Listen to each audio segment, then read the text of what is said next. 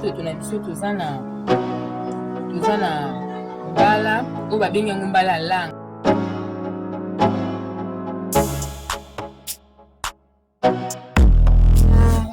Tomate na nga mbuma na litungulu na nga na ai na ndembi na mafuta na nga ya mbila. Fumbwa na ngai eza na balegume oyo nalotia na kati, naza na tomate mbuma na baniki te yango awa sikoyo ekomi ya konika, basi baniki yango na machine. Mboloko na ngai yango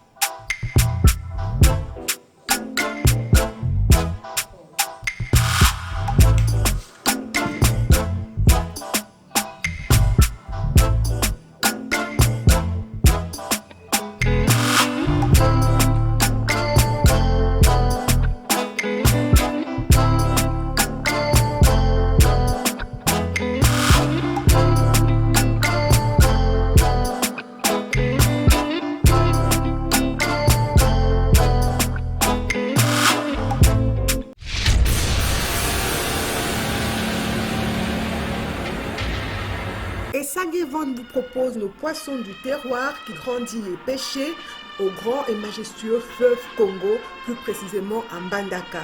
Donc ce sont des poissons congolais de père et de mère. Ba papa ba maman bandeko, bo lembate, bo somba nzombo mongusu, ba mbisi oyo, ba pala bango na maman na bango azali congolais. Bobenga na numéro 082 63 55 805. Pona ba commande, pona koyeba talo, pe pona koyeba esika ni mbisi ezali. Nous pouvons vous livrer le poisson, donc n'hésitez pas à nous contacter. Peu importe avec quoi vous allez préparer ce poisson, il sera toujours excellent. Goût!